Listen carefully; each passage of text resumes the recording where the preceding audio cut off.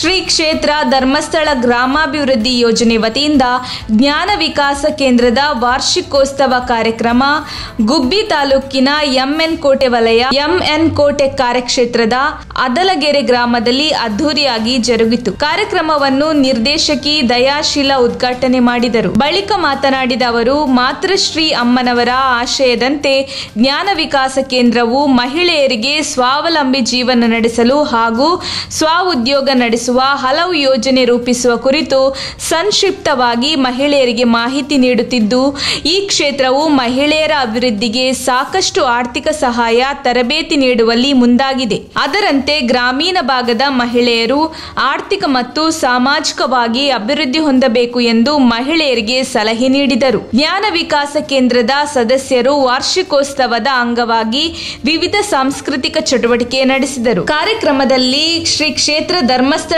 ಗ್ರಾಮಾಭಿವೃದ್ಧಿ ಯೋಜನೆಯ ಜಿಲ್ಲಾ ನಿರ್ದೇಶಕರಾದ ದಯಾಶೀಲ ಹಾಗೂ ತಾಲೂಕಿನ ಯೋಜನಾಧಿಕಾರಿ ಹರೀಶ್ ಆರ್ಎಸ್, ಜ್ಞಾನ ವಿಕಾಸ ಕೇಂದ್ರದ ಭೂಮಿಕಾ ಕೇಂದ್ರದ ಅಧ್ಯಕ್ಷರಾದ ಶಿವಗಂಗಮ್ಮ, ಅದಲಗೆರೆ ಗ್ರಾಮದ ಹಿರಿಯರಾದ ಪಾಲಾಕ್ಷಮ್ಮ, ಗುಬ್ಬಿ ತಾಲೂಕಿನ ಜ್ಞಾನ ವಿಕಾಸ ಸಮನ್ವಯ ಅಧಿಕಾರಿಯಾದ ಪ್ರೇಮ, ಎಂಎಸ್ ಕೋಟೆ ವಲಯದ ಮೇಲ್ವಿಚಾರಕ ವಿಶ್ವನಾಥ ಪೂಜಾರಿ, ಅದಲಗೆರೆ ಕಾರ್ಯಕ್ಷೇತ್ರದ ಸೇವಾ ಪ್ರತಿನಿಧಿಯಾದ ಲೋಕಮ್ಮ, ಅದಲಗೆರೆ ಒಕ್ಕೂಟದ ಪದಾಧಿಕಾರಿಯಾದ ನಾಗವೇಣಿ, ಜಿಲ್ಲಾ ಕೇಂದ್ರದ ಸಿಬ್ಬಂದಿ ಸಂದೀಪ್ ಹಾಗೂ ಭೂಮಿಕಾ, ಜ್ಞಾನ ವಿಕಾಸ ಕೇಂದ್ರದ ಸರ್ವ ಸದಸ್ಯರು, ಗ್ರಾಮಸ್ಥರು ಭಾಗವಹಿಸಿದ್ದರು।